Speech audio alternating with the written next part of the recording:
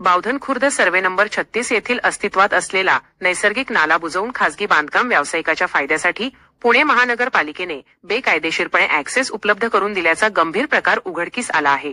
गुरुवारी 20 ऑगस्ट 2026 रोजी अतिक्रमण विभागाचे उपायुक्तांनी कोणतीही पूर्वसूचना न देता पोलिसांच्या फौजफाट्यासह धडक कारवाई करत स्थानिक जमीन मालकांच्या मालमत्तेचे अतोनात नुकसान केले।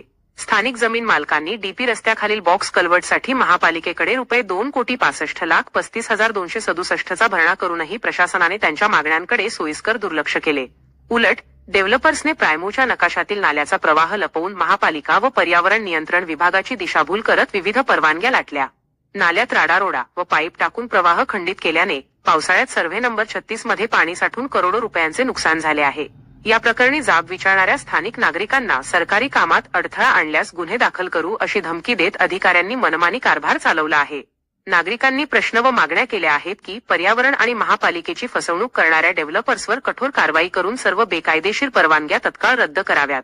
प्रायमोचा नकाशा डावलून बिल्डरला पाठीशी घालणाऱ्या महापालिका अधिकाऱ्यांची विभागीय चौकशी व्हावी। स्थानिक नागरिकांवर झालेल्या अन्यायाविरोधात महापालिका आयुक्त, पालकमंत्री व मुख्यमंत्र्यांनी तात्काळ दखल घ्यावी। तर या संपूर्ण बेकायदेशीर आणि पर्यावरण विरोधी कृत्याविरोधात स्थानिक नागरिकांनी न्यायालयात दाद मागण्याचा निर्णय घेतला आहे। मी अतुल बहिरट। काल एक व्हिडिओ काल संध्याकाळपासून समाज माध्यमांवर खूप व्हायरल होतोय। त्यामध्ये पुणे महानगरपालिकेचे उपायुक्त श्री बनकर साहेब हे मला तुमच्यावर गुन्हा दाखल करू आणि पुणे महानगरपालिकेच्या कर्मचाऱ्यांना तुमचा सस्पेन्शनची ऑर्डर करू असे जे धमकावत होते, अशा पद्धतीचा तो व्हिडिओ व्हायरल होतोय। तर त्यामध्ये अनेकांना प्रश्न पडले की हा नक्की कसला व्हिडिओ आहे, जागेच्या वादासंदर्भात आहे, ताब्याचा विषय आहे वगैरे वगैरे। मला अनेक फोन आले, त्यामध्ये मेसेजेस आले, परंतु अनेकांच्या ह्याच्यामध्ये संभ्रम होत होता, मतमतांतर निर्माण होत होती, म्हणून मी समोर येऊन त्या ठिकाणी खुलासा देत आहे।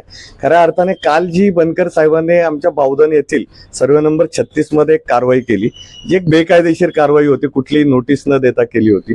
आणि ती कारवाई ही पूर्वांकरा डेव्हलपर्स, बेंगलोरचे डेव्हलपर्स आहेत, तर त्यांनी एक पुणे महानगरपालिकेकडून बांधकाम नकाशा मंजूर करून घेतला, ज्यामध्ये अस्तित्वातील नाला प्रायमोमध्ये किंवा गाव नकाशामध्ये जो काही रेकॉर्डचा नाला आहे तो न दर्शविता फसवणुकीने त्याने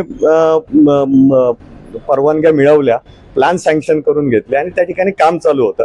परत त्याविषयी सुद्धा आम्हाला काही ऑब्जेक्शन नव्हतं, परंतु आमच्या मिळकतीमध्ये जो नाला जातो, ज्या नाल्याच्या दुरुस्ती करता किंवा बॉक्स कल्वर्ट बनवण्याकरता महानगरपालिकेकडून आमच्याकडून 2,65,00,000 रुपये वसूल केलेले आहेत।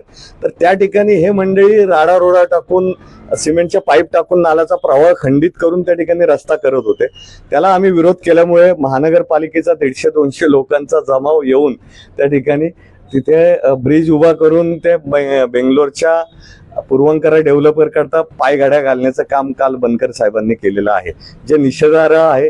आणि त्यामध्ये एक JCBचा जो कर्मचारी होता तो पुन्हा पाईप टाकत होता नाल्यामध्ये, त्या ठिकाणी मी विरोध केला म्हणून बनकर साहेबांचा पारा चढला होता, परंतु त्या कर्मचाऱ्याने माफी मागितली। पोलीस म्हणले तो माफी मागतोय, चुकून झालं। आम्ही म्हणलं ठीक आहे, आम्ही तो विषय सोडून दिला, परंतु तरी देखील बनकर साहेब, माहित नाही आता कदाचित मुंडे साहेबांचा अवतार त्यांच्यात संचारला असावा, म्हणून ते आम्हाला गुन्हा दाखल करण्याच्या धमक्या देत सुटले।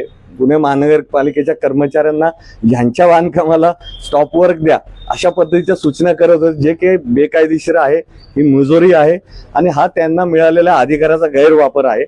तर ह्याचा आम्ही निषेध करतो। यामध्ये आम्ही न्यायालयामध्ये आमच्या वकिलांशी आमचं बोलणं चालू आहे।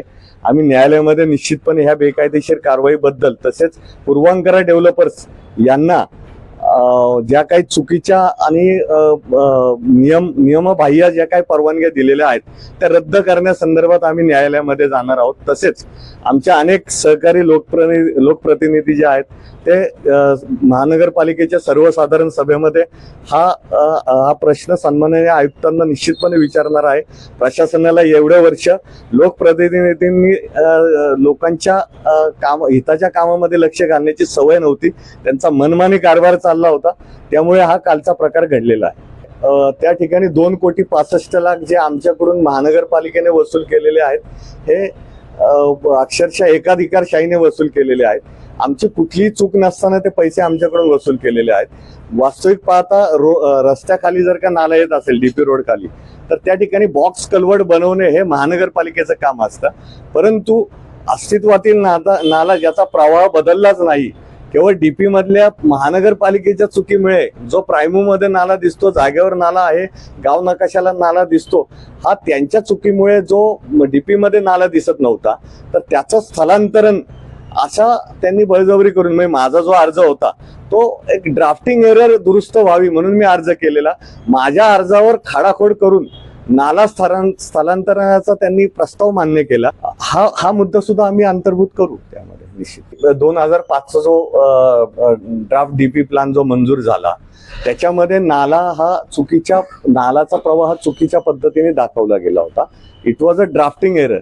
आणि त्याच्यामध्ये एक प्रोसिजर असते, सन्माननीय आयुक्तांना अधिकार असतात की हे ड्राफ्टिंग एरर दुरुस्त करण्याचे जे अधिकार असतात त्या नियमानुसार आम्ही तो अर्ज केलेला होता. परंतु आमच्या अर्जामध्ये खाडाखोड करून तेव्हाचे जे उपायुक्त जगताप साहेब होते, त्यांनी नाला स्थलांतराचा प्रस्ताव टाकून आमच्यावर अनेक अटी शर्ती लादून तो आमच्याकडून पैसे देखील वसूल करून घेतले गेले.